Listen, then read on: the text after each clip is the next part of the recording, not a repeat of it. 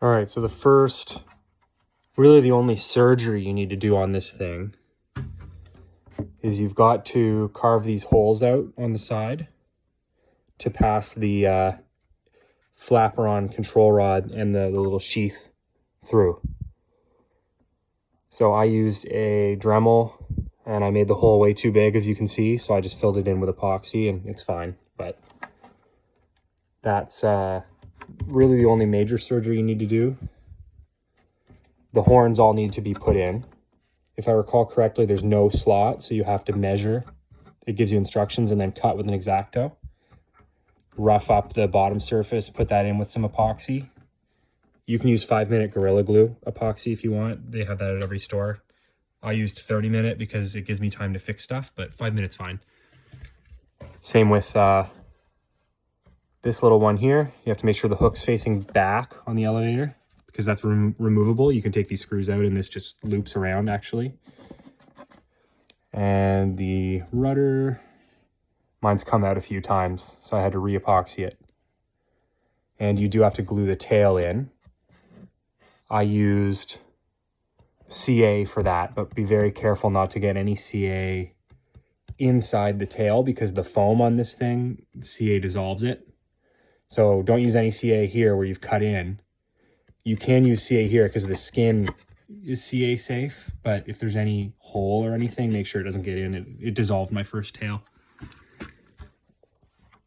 And then for my setup here in the nose, so I actually put the receiver underneath the wing. The carbon ones have a cutout here on the saddle under the wing, which is really nice. Mine didn't, and I don't know if yours will or not. So I actually just put the receiver in first before I put all this crap in. It's like just under here, and then the wires go underneath. And then this little thing comes with it, this like PCB material, fiberglass. You should be able to fit your servos in with no modifications. Mine, I needed to modify. I needed to flip the horns around upside down and like Dremel them out, which was a huge pain in the ass.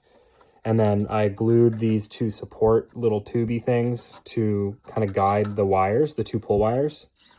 If I were you, I'd think about a different position, maybe even on the outsides here rather than in the middle, because you'll notice that there's it has to go around a corner kind of on this servo, and that the wire retains its shape somewhat, and it just adds a little bit of error.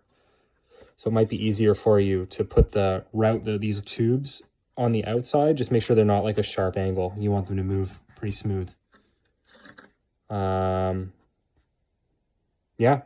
these were a pain in the butt. These little, I don't even know what you're calling what they're called. There's like a little brass tube that you clamp, and I also put some glue to hold this loop of wire right there.